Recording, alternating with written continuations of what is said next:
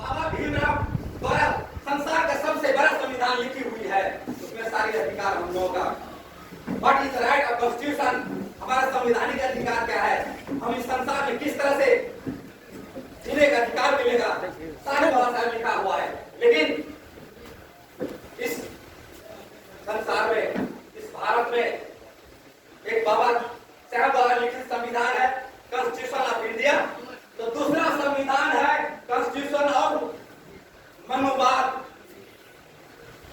एक बाबा साहब का संविधान द्वारा ये संसार चल रहा है, लेकिन मनोवाद का संविधान द्वारा हमारा मानसिक गुलाम बनाया हुआ रखा है हम लोगों का। इसीलिए सभी के भीतर में क्रांति पैदा करना है। If you want to change your mind, you should have change your behaviour, you should have change your mentalistic. आप सभी साथी को मैं कहना चाहता हूं कि जिस साथी को मैं यहाँ देख रहा हूँ, विचारधारा दे रहे हैं, सिद्धांत देख रहे हैं, ये सिद्धांत आपको गूगल में भी मिल जाएगा, बड़े बड़े डॉक्यूमेंट में भी मिल जाएगा। लेकिन ये पढ़ के आप घर में जाके सो जाते हैं। उस समाज में कौन जाएंगे जहाँ संविधान का हनन हो रहा है, जहाँ अत्याचार हो रहा है, वहां कौन जाएंगे। इसीलिए अगर बामसेब के माध्यम से अगर माइंड को फ्रेश कर रहे हैं, तो उस संविधान को आप व्यवहार में भी लागू कीजिए। What is the constitution of BAMCEF, what is the constitution of our Ambedkar. तो साथियों, यहाँ बहुत प्रमुख शिक्षित ज्ञानी सभी व्यक्ति यहाँ उपस्थित है, लेकिन दुख की बात यह है कि हम लोग बाबा भीमराव अम्बेडकर जो मिशन है, SC, ST, OBC, माइनॉरिटी, जो व्यक्ति ब्राह्मण के डर से, दबंगों के डर से, शोषण करने वाला अत्याचारियों के डर से धर्म की परिवर्तन कर लिया। कोई डर से जंगल भाग गए, कोई आदिवासी बन गए, कोई मजबूरन मुस्लिम से हिंदू बन गए, कोई अपना जान बचाने के लिए हिंदू से मुस्लिम बन गए, यानी कि धर्म की परिवर्तन कर लिया। हम लोग आदिवासी, हम लोग SC, ST, OBC, इस संसार में हम लोग का अधिकार किसने छीना, क्यों छीना, ये सारे इतिहास आज हम लोगों का समझने का, पढ़ने का मौका है। लेकिन इसके लिए आप क्रांति लाना होगा। व्हाट इज द रिवॉल्यूशन, क्रांति क्या है? There is two type of revolution. One is revolution for justice, न्याय के लिए क्रांति करना, विचारधारा को परिवर्तन लाना, व्यवहार में परिवर्तन करना, सिद्धांत में परिवर्तन लाना। And other is revolution for non justice.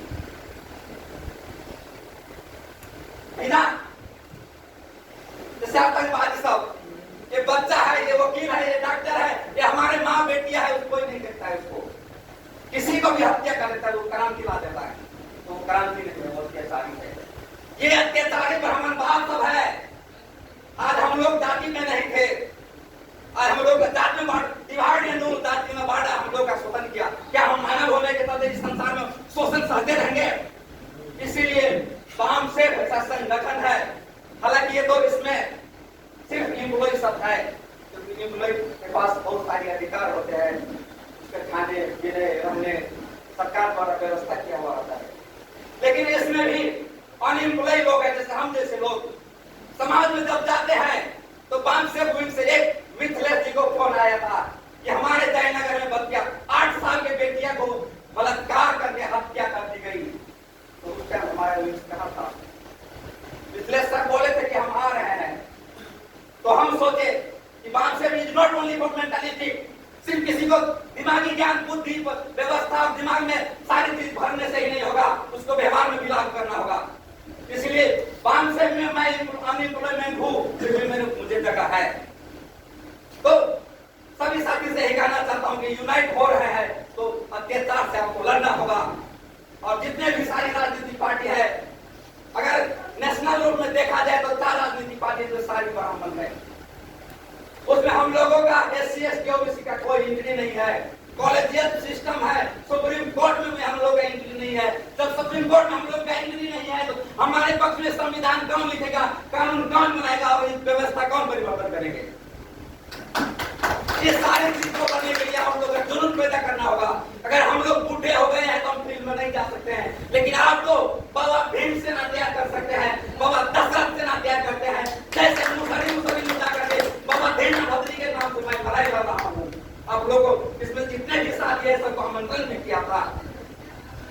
तो जिस तरह से हम एक मुसहर समाज से आते हैं, लड़ रहे हैं, आप लोग को शिक्षा दीक्षा के माध्यम से आगे बढ़ रहे हैं, उसी तरह से सब एक मिल करके SC, OBC, माइनॉरिटी 35%, जिस दिन हम लोग एक हो जाएंगे, ये मनोवादी नहीं चलेगा। और ये मनोवादी जो टिका हुआ है, जैसे एक जेसीबी मशीन से हजारों लेबर को तनख्वाह खा लेता है एक जेसीबी मशीन, उसी तरह से एक ईवीएम हमारे पूरा करोड़ों 1,40,000 करोड़ जो जितने जनसंख्या है सारी वो अधिकार अपना ईवीएम में कैद कर ले जाए। राहुल गांधी सब बोले थे कि उसमें प्रोग्राम ऐसा सेट किया हुआ है, हम लोग वोट डालेंगे SC, ST, OBC माइनॉरिटी के लिए, लेकिन वो वोट चला जाएगा ब्राह्मणवाद के लिए। इसलिए फाइट फॉर ब्राह्मणवाद के लिए लड़ो, हमें हमेशा आगे बढ़ाओ।